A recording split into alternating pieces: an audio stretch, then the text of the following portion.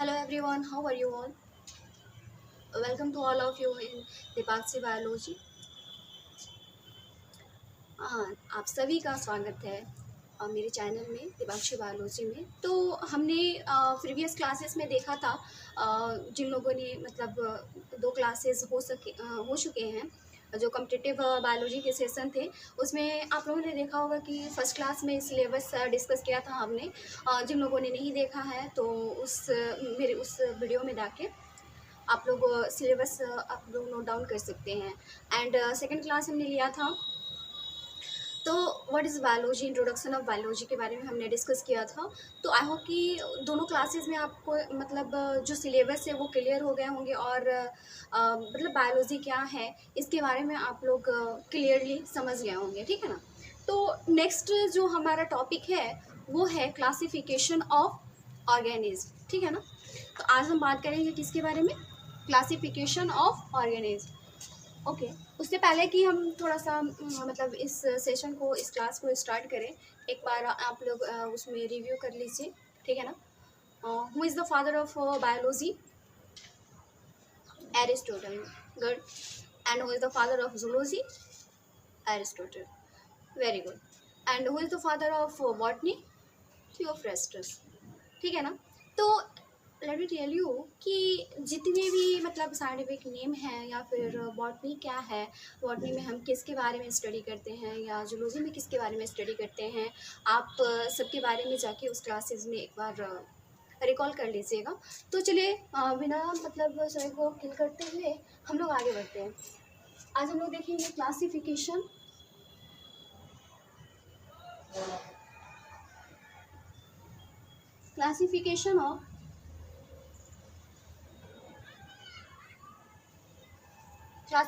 Of organism.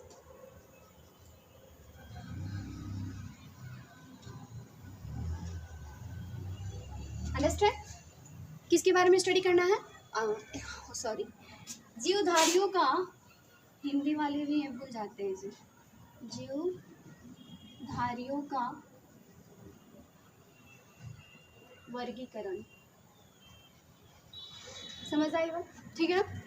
जीवधारियों का वर्गीकरण, ठीक है। तो हम इसको टैक्सोनॉमी भी कह सकते हैं।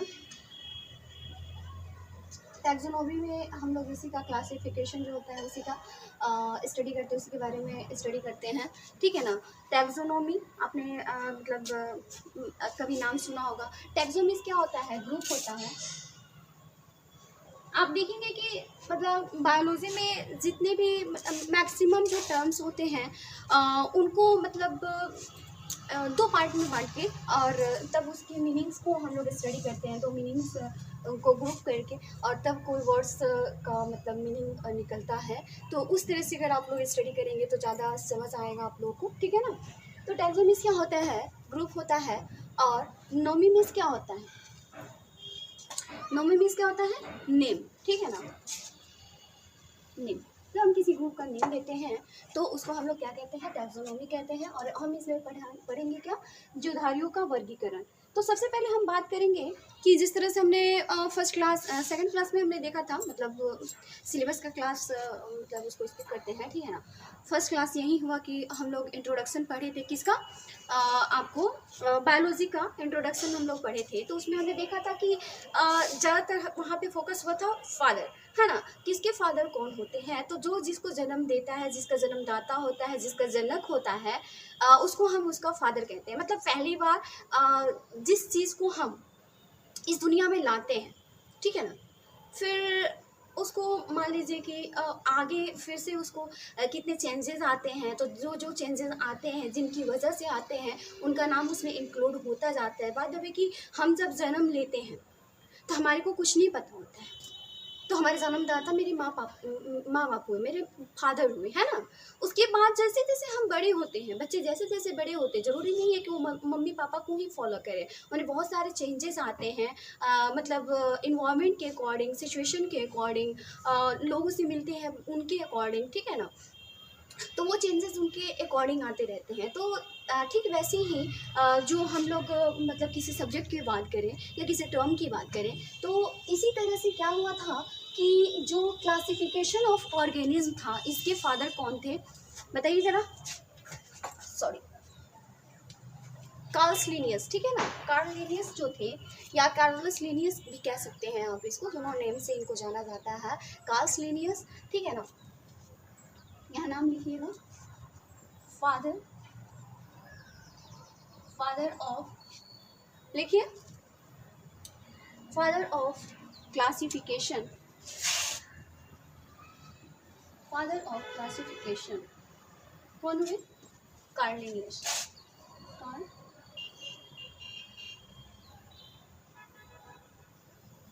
ठीक है ना, कार्ल लिनियस हुए, ठीक है ना, कार्ल लिनियस, ठीक है।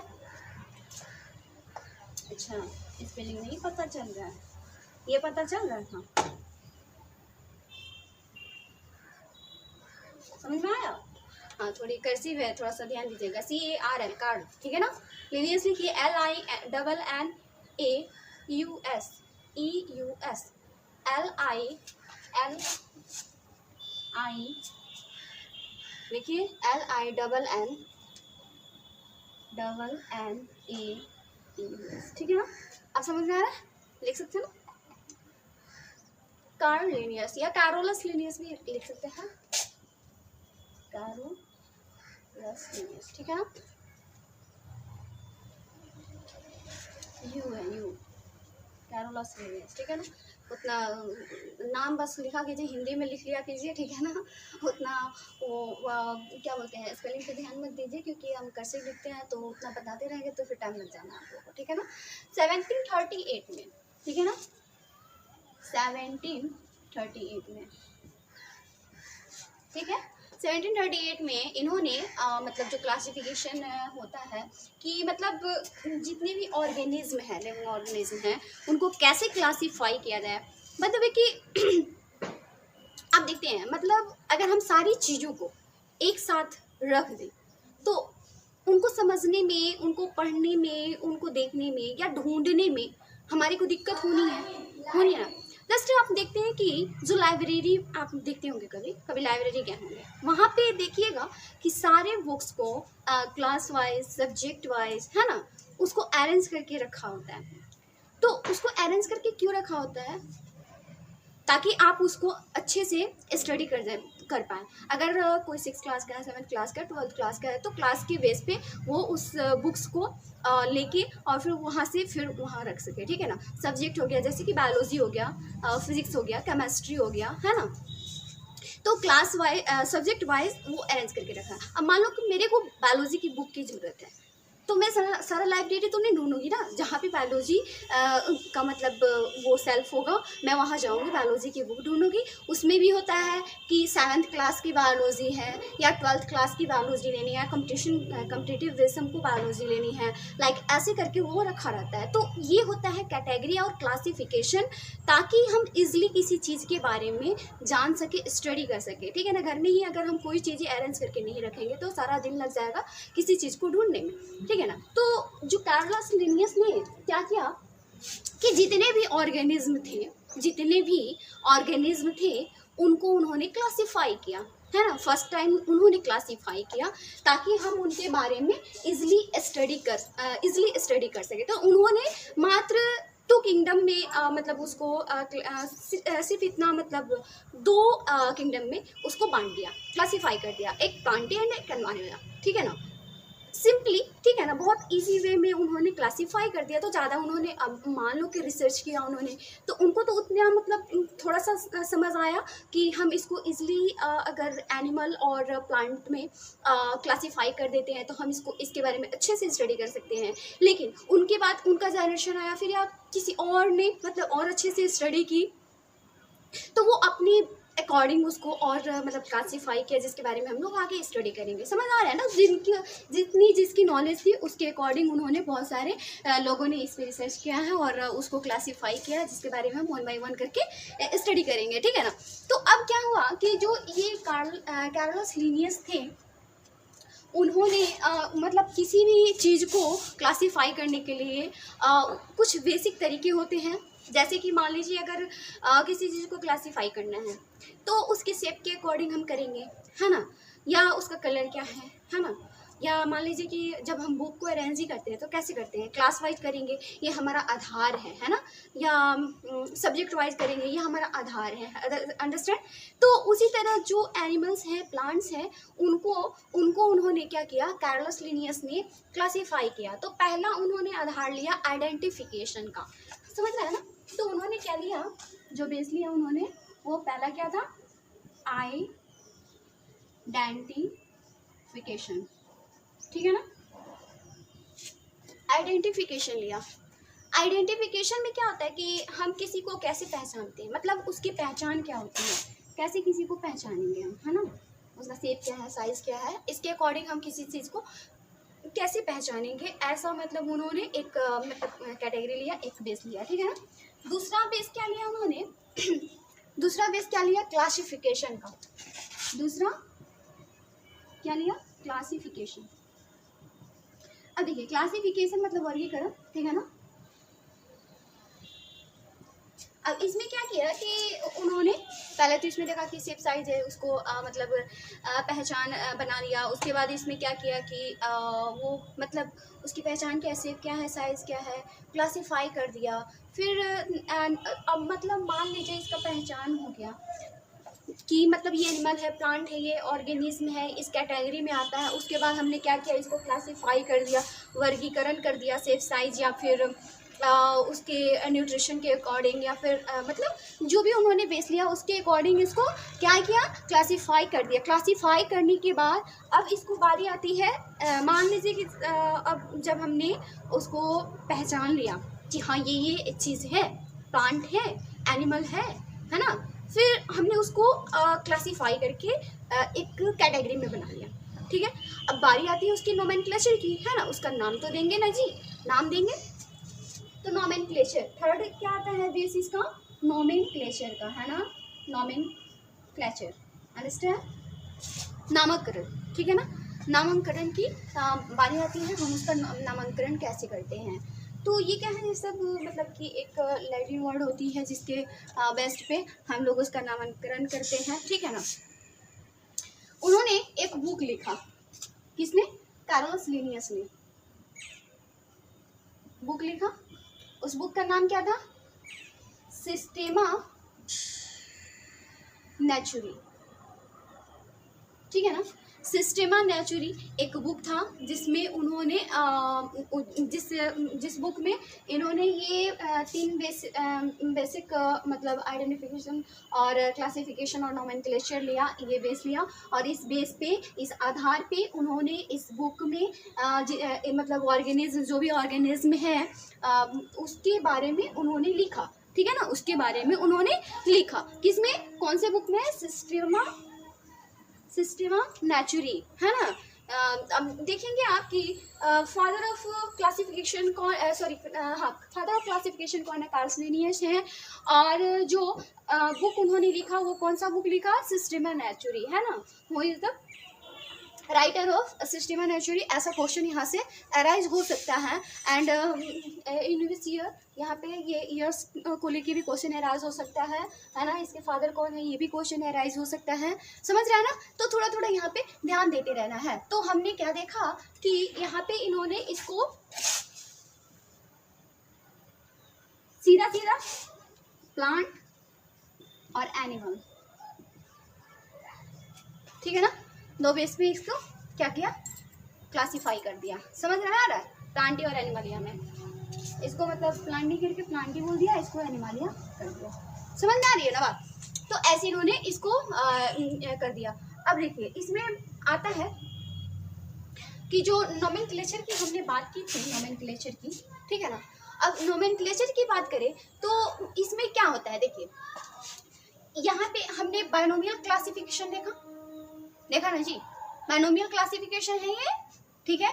अब इसमें इसको हम इरेज कर दें, फिर हम आगे बढ़ते हैं, इसको इरेज कर देते हैं ना।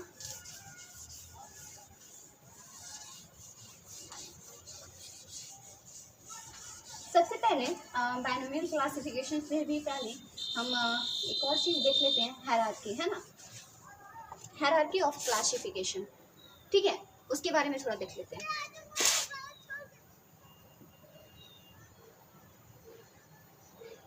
हायरार्की ऑफ क्लासिफिकेशन, ठीक है। हायरार्की ऑफ क्लासिफिकेशन में आप देखेंगे कि इसमें किस तरह से मतलब उन्होंने क्लासिफाई किया। पहला क्या लिखा था, पहला क्या आएगा, किंगडम, ठीक है ना, इसको थोड़ा याद करना पड़ेगा आप लोगों को, है ना। उसके बाद क्या आएगा, फाइलम, उसके बाद किंगडम, फाइलम, हाँ बताइए, क्लास, ऑर्डर, है ना, क्या आता है, क्लास आएगा, उसके बाद क्या आएगा, ऑर्डर आएगा, ठीक है ना, लिखिए।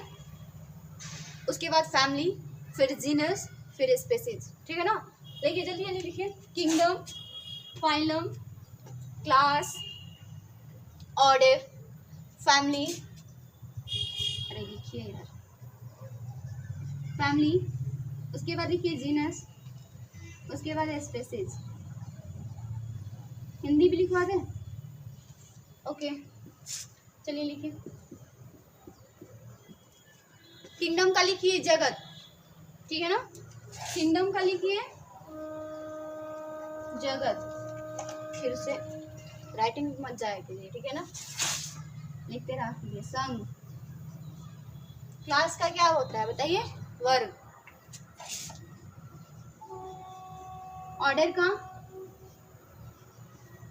फैमिली का, कुल, वंश, जाति, समझ में आया। अब देखिए यहाँ पे होता है बायोनोमियल क्लासिफिकेशन, ठीक है ना, बायोनोमियल क्लासिफिकेशन। बायोनोमियल क्लासिफिकेशन की बात करें तो इसमें मतलब इसको द्विपदीय वर्गीकरण कहते हैं, लिख लीजिए, द्विपदीय वर्गीकरण, समझ आ रहा है, द्विपदीय वर्गीकरण। जैसे कि मान लीजिए कि ह्यूमन बीइंग है ना, ह्यूमन बीइंग की बात करते हैं, ठीक है ना, इसको हम अगर मतलब बायनोमियल नोमेनक्लेचर लिखें, मतलब साइंटिफिक नेम जिसको कहते हैं, है ना, तो लिखेंगे इसको होमो सैपियंस। इसे लिखने के कुछ रूल्स होते हैं, अगर ये कर्सिव नहीं लिखते हैं तो इसको अंडरलाइन कर दिया जाता है, समझ रहे हैं ना, इसका पहला लेटर कैपिटल होगा, इसका स्मॉल होगा, ठीक है ना, ऐसे मतलब। और ये क्या होता है, जीनस होता है, और ये क्या होता है, स्पेसीज होता है, ठीक है ना। अब देखिए मान लीजिए कि कोई मतलब ऐसी चीजें हैं, ठीक है ना, वेजिटेबल्स ले लीजिए, कोई ऑर्गेनिज्म ले लीजिए, ठीक है ना, तो चीता है, मैंगो है, या ये क्या टाइगर है, टाइगर है, ठीक है ना, तो उसी हमारे इंडिया में जो कहा जाता है वो अदर कंट्री में क्या कहा जाता है ये ज़रूरी नहीं है, या इस स्टेट में हम अगर बोर्ड को बोर्ड कहते हैं तो ये ज़रूरी नहीं है कि दूसरे स्टेट में भी इसको यही कहा जाए या दूसरे कंट्री में इसको यही कहा जाए, ठीक है ना। तो ये चीज़ें मतलब डिफरेंट हो जाती हैं, इसलिए जो इसका साइंटिफिक नेम होता है यानी कि जीनस और स्पेसीज होता है वो सेम होता है, समझ में आ रहा है ना। तो इसलिए इसको ग्रुप किया गया, जितने भी ह्यूमन बींग्स हैं वो उनका जीनस क्या हो गया, होमो, और स्पेसीज क्या हो गया, सैपियंस, ठीक है ना। तो पहला किसी भी मतलब चीज़ का जो साइंटिफिक नेम होता है वो पहला क्या होता है, जीनस होता है, और सेकंड क्या होता है, स्पेसीज होता है ना। तो ये चीज़ें आप लोग ध्यान में रखेंगे, समझ में आ रहा है बात, ये चीज़ें आप लोग क्या करेंगे, ध्यान में रखेंगे। चलिए इसको यूज करते हैं फटाफट से, स्क्रीनशॉट ले लीजिएगा, समझ में आ रहा है। क्लास खत्म होगा, इस क्लास खत्म होने से पहले हमें ये खत्म करना है, समझ में आ रहा है बात। जहाँ दिक्कत होगी आप लोग कमेंट करके उसमें पूछ लीजिएगा, ठीक है ना, अलग से। मुझे नहीं लगता कि बताने के बाद कोई चीज़ें रह जाएंगी, थोड़ा सा फास्ट होना पड़ेगा ना, कंपटीशन वाला है तो ठीक है ना, इतना डिटेल में आप लोगों को नहीं जाना, बस चीज़ें याद रखनी है लाइक ऐसे। तो ये हो गया आपको 2 किंगडम में हमने देख लिया, प्लांटियन और हिमालय, ठीक है ना। 3 किंगडम की बात करें, फिर आता है 3 किंगडम क्लासिफिकेशन, है ना। मतलब जैसे जैसे साइंटिफिक ने उसका क्लासिफिकेशन किया वैसे वैसे ये मतलब आ रखा है, ठीक है ना, क्लासिफिकेशन। अब इसमें देखिए 3 किंगडम क्लासिफिकेशन किसने किया था, अर्नस्ट हैकेल ने, ठीक है ना, अर्नस्ट हैकेल ने। कौन किया था, अर्नस्ट हैकेल साइंटिस्ट थे, ठीक है।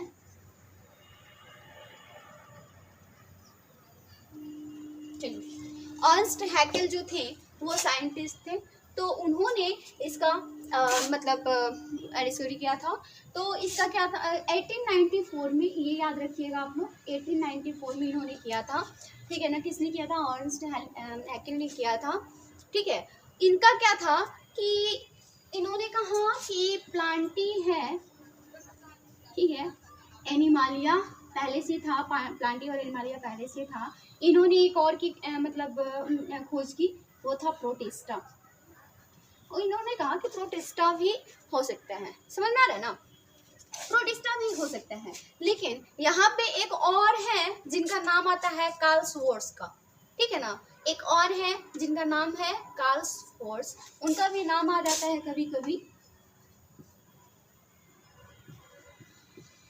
3 किंगडम क्लासिफिकेशन में। तो कहा जाता है कि 3 किंगडम क्लासिफिकेशन में आपको कंफ्यूज होने की ज़रूरत नहीं है। 3 किंगडम क्लासिफिकेशन अगर पूछा जाता है, क्वेश्चन आता है कि किसने किया था, तो क्लियरली आपको बताना है कि 3 किंगडम क्लासिफिकेशन जो है उन्होंने किया था, अर्नस्ट हैकेल ने किया था। लेकिन कार्ल स्वोर्स के वर्ड्स का नाम क्यों आता है, ये आप सोच रहे होंगे। तो कार्ल स्वोर्स का नाम आने का मतलब सिर्फ इतना है कि इन्होंने जो मतलब 3 किंगडम क्लासिफिकेशन नहीं किया था, 3 डोमेन क्लासिफिकेशन किया था, ठीक है ना। कार्ल स्वोर्स जो थे इन्होंने क्या किया था, 3 डोमेन क्लासिफिकेशन किया था, जिसमें इन्होंने कैटेगराइज किया था, क्लासिफिकेशन किया था, जिन्होंने इसमें 3 मतलब कैटेगरी में कैटेगराइज किया था। मतलब जितने भी हैं उनको बैक्टीरिया में रख दिया, ठीक है ना। और बैक्टीरिया का ही एक पार्ट होता है, आर्की, ठीक है ना, जिसको हम लोग बाद में आर्की बैक्टीरिया भी कह सकते हैं, कहते हैं आर्की। और दूसरा क्या किया इन्होंने, यूकैरिया, ठीक है ना, यूकैरिया, जिसको हम लोग बाद में यूकैरियोटिक बैक्टीरिया और आर्की बैक्टीरिया के नाम से जानते हैं, ठीक है ना। तो इन्होंने क्या किया, बैक्टीरिया, आर्की एंड यूकैरिया, ये 3 क्लासिफिकेशन किया, ठीक है ना। इसको बस इतना ही जानना है, इससे ज़्यादा नहीं जानना है। Last and most important 5 kingdom classification के बारे में आप लोगों को जानना है, जो रॉबर्ट विटेकर ने मतलब इसको क्लासीफाई किया था 1959 में, ठीक है ना। रॉबर्ट विटेकर ने 1959 में इसको क्लासीफाई किया था, ठीक है ना। तो हमको लगता है कि ये क्लास ज़्यादा लंबा हो जाएगा अगर हम लोग ये 5 किंगडम क्लासिफिकेशन लेते हैं। तो हम नेक्स्ट क्लास में 5 किंगडम क्लासिफिकेशन के साथ एक एक करके उसके बारे में, जैसे कि 5 किंगडम क्लासिफिकेशन में आपको आ गया एनिमालिया, मोनेरा, प्रोटिस्टा, ठीक है ना, फंजाई और प्लांटी एंड एनिमालिया, ऐसे करके उसमें क्लासिफाई किया गया था, ठीक है ना। तो उसके बारे में हम एक एक करके भी स्टडी कर लेंगे, फिर उसका बेस क्या क्या रहा, है ना, उसके बारे में हम स्टडी करेंगे। फिर कौन साइंटिस्ट थे, रॉबर्ट विटेकर थे, ठीक है ना, 1959 में इसको किया था, क्लासीफाई किया था। उन सब के बारे में हम लोग 1 बाय 1 नेक्स्ट क्लास में स्टडी करेंगे। बहुत जल्दी आपको मिलेगा ये मतलब क्लास, ठीक है ना। तब तक के लिए थैंक्स। और अगर आप लोग अभी तक चैनल पे बने हुए हैं तो प्लीज़ इसको लाइक कीजिए, सब्सक्राइब कीजिए, ताकि मेरा मतलब नेक्स्ट जो मतलब लेक्चर आए और रॉबर्ट विटेकर 5 किंगडम क्लासिफिकेशन पे तो आपको मिल जाए और आपको उससे मतलब काफ़ी प्रॉफिट हो। चलिए आज के लिए इतना ही, धन्यवाद, thanks to all of you.